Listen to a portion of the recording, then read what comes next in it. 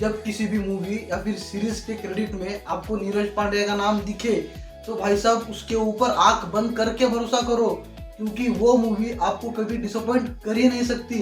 Thriller genre में नीरज पांडे इकलौता ऐसा डायरेक्टर है जिसके ऊपर आप आंख बंद करके भरोसा कर सकते हो। अगर ऑनेस्टली बताऊं तो ये बंदा थ्रिलर की दुनिया का एस राजमौली है। और Wednesday, special 26, baby, special ops, MS Dhoni, भाई साहब अगर इन सब फिल्मों के पीछे अगर एक बंदे का हाथ है, उस बंदे के ऊपर भरोसा करना एक क्राइम नहीं है, बल्कि उस बंदे की फिल्में ना देखना सबसे बड़ा क्राइम है। जिस किसी एक्टर के साथ भी इस बंदे ने काम किया है उसके साथ बंदे ने बस चमत्कारी किया है, मगर जिस दिन इस बंदे ने अजय देवगन के साथ काम किया भाई, वो फिल्म उसके करियर की सबसे बुरी फिल्म थी। और वो फिल्म अजय देवगन के करियर की भी सबसे लोएस्ट ओपनिंग थी। चाणक्य, जो कि नीरज पांडे, अजय देवगन और अजय देवगन के फैंस का एक ड्रीम प्रोजेक्ट था, मगर वो तो कभी बन ना सका। मगर उस फिल्म के कंपनसेशन में नीरज पांडे ने अजय देवगन के साथ जो मूवी बनाई, मगर उस बवासीर मूवी का कर्ज उतारने के लिए नीरज पांडे को अभी और 10 मास्टरपीस मूवीज बनानी पड़ेगी। सॉरी गाइस, मैं मुद्दे से थोड़ा ज्यादा ही भटक गया। नीरज पांडे के डायरेक्शन में बनी नेटफ्लिक्स की सीरीज तस्करी द स्मगलर्स वेब, जिसके लीड रोल में है इमरान हाशमी, और टोटल 7 एपिसोड्स है और पूरे 6 घंटे का कंटेंट है। एंड हर एपिसोड लगभग 45 से 55 मिनट का है, जो कि पूरे एंजॉयबल है। और हाँ, नेटफ्लिक्स और इमरान हाशमी का कॉम्बिनेशन सुनते ही आपके दिमाग में भी जरूर आया होगा कि इसके अंदर आपको भर भर के नंगे सीन्स मिलेंगे, मगर सरप्राइज होने के लिए रेडी रहो, इसके अंदर आपको ऐसा कुछ भी नहीं मिलेगा। No force nudity, no bold scene, कोई घटिया डायलॉग नहीं है, सिर्फ नीरज पांडे का एक मास्टर क्लास डायरेक्शन है। नीरज पांडे ने तो डायरेक्टली बोल दिया होगा नेटफ्लिक्स को, भाई साहब ये मेरी सीरीज है एंड मेरी सीरीज में मैं फुल सीरियस तरीके से बनाऊंगा, इसके अंदर आपके रेगुलर वाले मसाले मैं नहीं डालूंगा। मेरी सीरीज में सिर्फ सीरीज के ऊपर एंड कहानी के ऊपर फोकस रहेगा। नंगा पुंगा दिखाना है तो आपके पास बहुत से डायरेक्टर मिलेंगे। देखो गाइस, मूवी की स्टोरी बहुत ही ज्यादा सिंपल है। इंडिया के एयरपोर्ट में स्मगलिंग का नंगा नाच चल रहा है और उसको रोकने वाला कोई ईमानदार आदमी नहीं है, और उनको रोकने के लिए जो कस्टम ऑफिसर्स है वो अपना एक कट लेकर उनको फ्री में छोड़ रहे हैं। एयरपोर्ट से जो कुछ भी इम्पोर्टेड सामान आता है वो बिना कोई प्रॉब्लम के साथ एयरपोर्ट के बाहर निकल रहा है। और इस मुद्दे के ऊपर अपोजिशन में सरकार की ऐसी गांड मारती है कि अपनी इमेज बचाने के लिए गवर्नमेंट कुछ नया करती है। अब सरकार अपनी इमेज बचाने के लिए हायर करती है एक स्पेशल टीम को, जो कि वो खुद भी ईमानदार रहे और बेईमानों को भी बेईमानी करने न दे।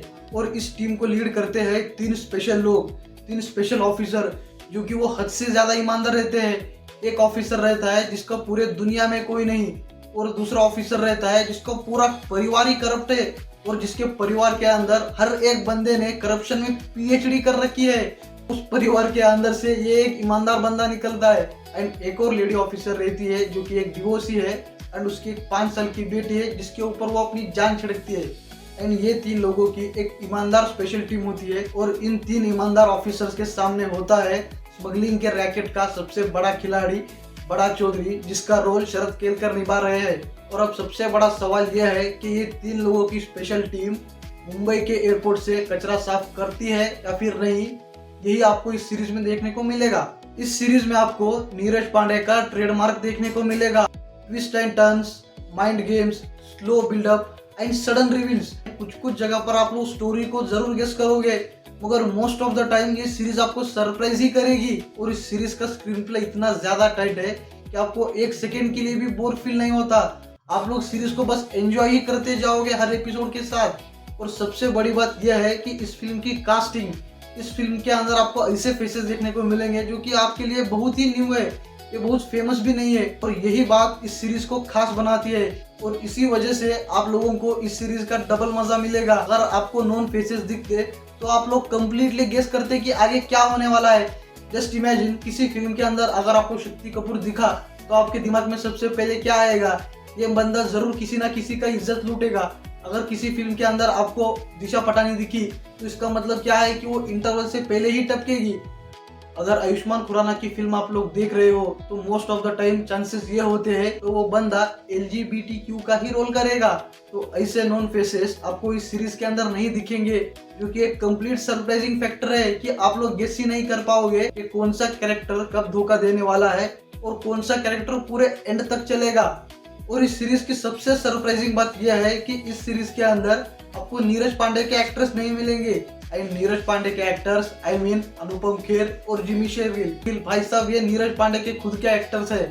ये आपको नीरज पांडे के हर मूवी में दिखेंगे और इन दोनों में से कोई ना कोई एक बंदा आपको नीरज पांडे का हर मूवी में दिखेगा, मगर इस सीरीज के अंदर आपको दोनों में से कोई भी नहीं दिखेगा।